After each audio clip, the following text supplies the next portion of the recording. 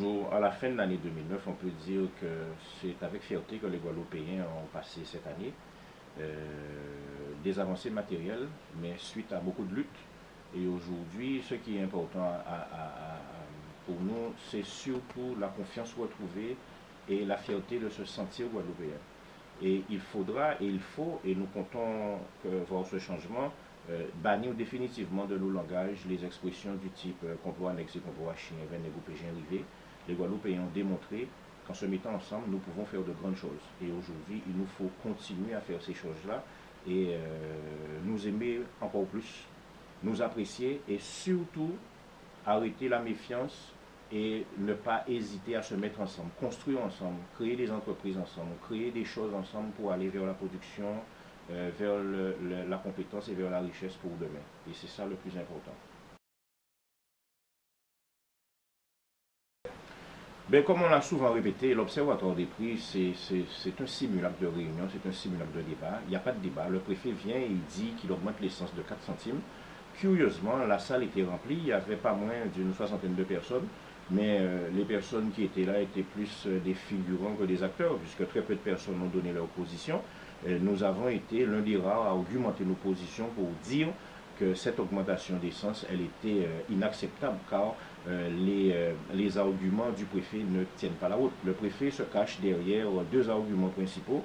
C'est de dire d'une part que le prix du Brent a augmenté sur le marché mondial, et deuxièmement qu'au nom de la solidarité nationale, il faudrait se rapprocher du prix France des carburants. Alors que dans la détermination, et ce n'est pas nous qui le disons, ce sont les économistes, dans la détermination du prix de l'essence à la pompe, il y a trois critères qui sont pris en compte. Le prix du brut, soit, mais également l'offre et la demande de carburant sur le marché mondial, et troisièmement, la parité euro-dollar. Or, aujourd'hui, la Guadeloupe n'importe pas de Brent, c'est la Martinique qui importe du brut et qui vient principalement de Trinidad, du Venezuela et des îles Vierges américaines. Donc le Brent, c'est le brut d'Europe du Nord, n'arrive même pas ou très peu dans nos contrées.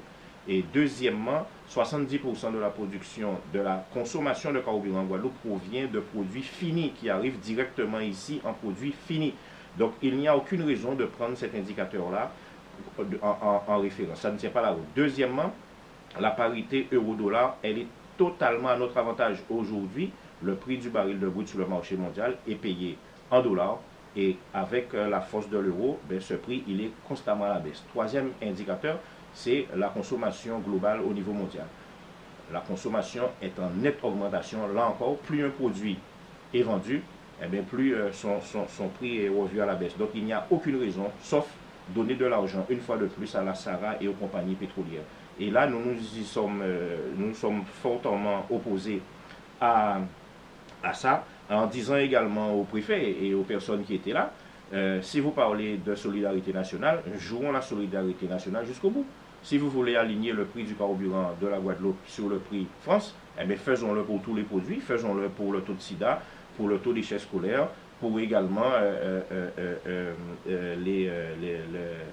tous les produits. Faisons-le pour le taux de chômage.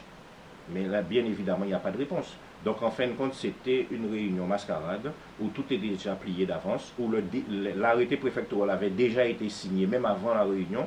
Et nous avons l'intime conviction que ce soit la SARA, que ce soit le CESR, que ce soit les patrons des compagnies, notamment les compagnies privées, WIPRO et CAP, s'étaient déjà mis d'accord, Mme Michochery s'était déjà mis d'accord avec le préfet pour être d'accord pour cette augmentation d'essence. Et malgré l'opposition de la majorité des personnes qui étaient là, parce qu'il y a quand même une courte intervention du Conseil général et du Conseil régional, et je rappelle que le LKP représente 48 organisations, et bien malgré ça, le préfet a pris cette décision qui était déjà prise, et une décision totalement illégale. Illégale d'autant plus que c'est un arrêté qui vient modifier le décret de 2003. Parce que nous rappelons que jusqu'à la journée d'aujourd'hui, le décret de 2003 n'ayant pas été modifié ni abrogé, c'est ce décret-là qui encadre la formule des prix des carburants en Guadeloupe, en Martinique et en Guyane. Or, l'arrêté préfectoral de M. Fabre remet en cause un certain nombre de dispositions de ce décret pour arriver à cette nouvelle formule de calcul. Et jusqu'à nouvel ordre, un décret, en droit français, un décret ne peut pas, par un décret, un arrêté préfectoral ne peut pas modifier un décret. Donc c'est en ce sens que nous avons déjà déposé un recours en annulation pour la hausse du 16 septembre dernier et que nous comptons dans les jours qui viennent, dès que nous aurons les documents officiels de la préfecture, déposer un autre recours en annulation contre la hausse des carburants.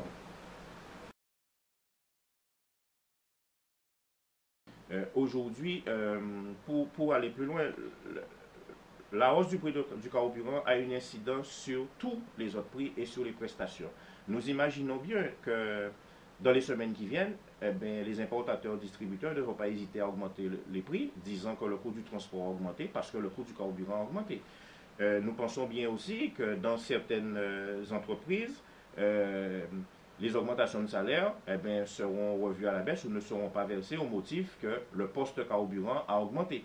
Donc aujourd'hui, nous voyons que cela a une incidence directe sur l'ensemble des prix et des prestations dans notre société. Plus largement, les articles 29, 30, 31, 32 et 90 du protocole relatif au carburant qui prévoient qu'une nouvelle structure des prix soit installée en concertation avec tous les acteurs concernés dans la transparence, ça n'a pas été fait.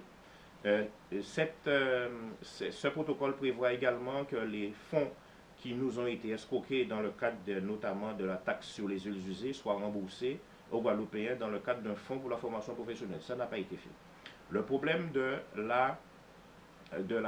l'évaporation de l'essence, de la vapeur, n'a pas été réalisé, n'a pas été fait. Je rappelle que si vous allez dans une station-service à 6 h du matin avec un bidon de 20 litres, vous allez avec ce même bidon de 20 litres à midi, vous aurez moins d'essence, mais vous allez payer le même prix, car l'effet de dilatation va donner l'impression que vous avez autant de carburant qu'à 6 h. Là encore, ça n'a pas été fait. Nous avons également, dans ce protocole, signé avec l'État, la mise en œuvre d'un véritable service public d'approvisionnement et de distribution du carburant. Là encore, ça n'a pas été fait. Donc nous voyons bien que depuis le mois de mars, l'État n'a pas fait avancer ce dossier volontairement, car aujourd'hui, on peut le dire, ce n'est pas l'État qui décide, mais ce sont les compagnies pétrolières qui décident. Et aujourd'hui, nous l'avons répété au préfet et à l'ensemble de l'assistance, nous ne sommes pas contre payer le prix, nous voulons simplement payer un prix juste, en toute transparence et bénéficier d'un produit de qualité. Et hier, c'était une réunion qui était tout de même intéressante, car publiquement, le secrétaire général de la SARA a reconnu que la SARA a stocké dans des cuves à Sainte-Lucie du carburant qui rentrait ici en Guadeloupe sans payer de taxes, avec l'autorisation de la douane française. Deuxième chose, il a également reconnu qu'ils avaient des fonds qui étaient issus justement de la récupération des taxes sur les huiles usées et prestations qui n'ont jamais été fournies. Et là, le préfet a dit, et ça on a pris bonne note, mais que si ces fonds existent, il faudrait qu'elles soient restituées. Alors que depuis tantôt, notamment Mme Panchard, quand elle est venue ici au mois de novembre, elle a dit qu'il n'y avait rien du tout et qu'il n'y avait pas à se pencher sur cette question-là, qu'il n'y avait pas eu d'escroquerie. Donc on voit aujourd'hui que certaines langues commencent à se délier et fort à parier que dans les semaines et les mois qui viennent, nous aurons d'autres révélations. Nous avons vu que l'État, un peu comme d'habitude, lorsqu'il s'agit entre guillemets de couillonner les Français, ils font passer des projets de loi, des décrets et autres et des lois en plein mois d'août quand les gens sont en vacances. C'est la même technique qu'ont employé les préfets en Guadeloupe et en Martinique. En Martinique, l'annonce a été faite pendant le réveillon de Noël. Aujourd'hui, la Guadeloupe, c'est pendant le réveillon de la fin d'année, mais les Guadeloupéens sont mobilisés. Donc, dès la semaine, nous avons eu un meeting mercredi soir. Mardi, nous aurons un meeting à Basse-Terre. Jeudi, nous serons au Moule. Vendredi, nous serons devant le palais de la Mutualité et nous appelons à une manifestation le samedi 9 dans les rues de Pointe-à-Pitre. Et durant la semaine prochaine, nous allons nous organiser pour faire un véritable programme d'action. Et dès lors, nous avons déjà déposé un préavis de grève dans les entreprises publiques et privées, car nous le disons bien, nous ne sommes pas contre-payés, mais nous voulons que ça se fasse dans un espace qui soit juste et équitable. Et aujourd'hui, les conditions ne sont pas réunies.